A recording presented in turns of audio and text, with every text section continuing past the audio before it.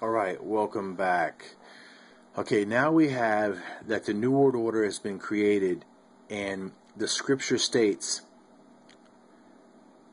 and he had the power to give life unto the image of the beast, that the image of the beast should both speak and cause that as many would not worship the image of the beast should be killed.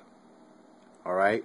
And then, of course, everybody is very familiar with verses 16 and 17 being the RDIF, having something to do with the New World Economy System. No explanation needed there. So we have this image of the beast, which someone, but it's going to be a they, it's going to be a collective, has the power to create.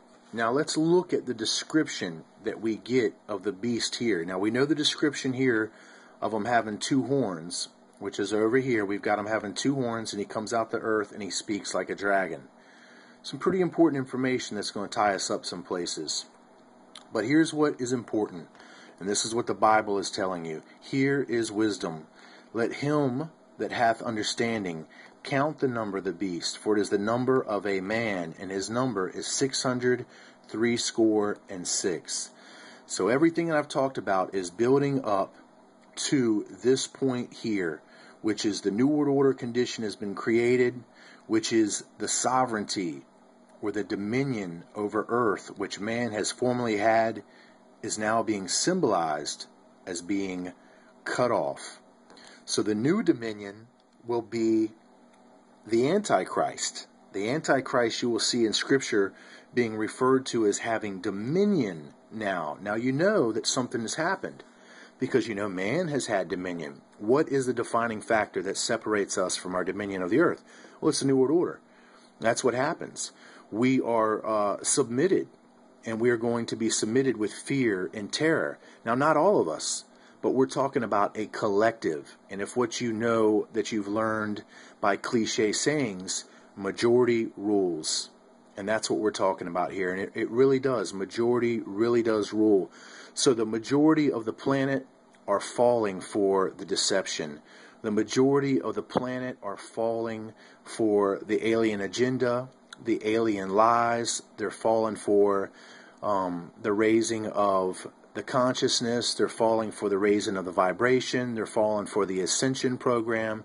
They're falling for the fact that they are gods. I mean, I listen to these people that are just everyday people, and they're just commenting on channels, and they're just talking about this ascension and that we're all gods, and they put these little cutesy sayings behind it. Well, look, if you're gods, fix the world right now.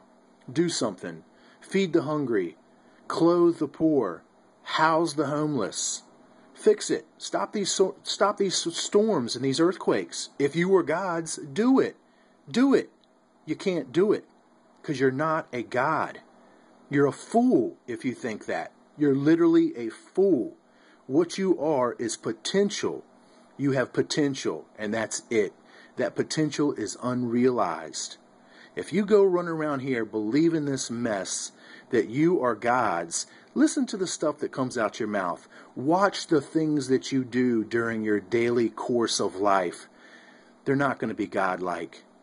You have no power over the earth. You have no power over me. You have no power to change the conditions of the world in an instant.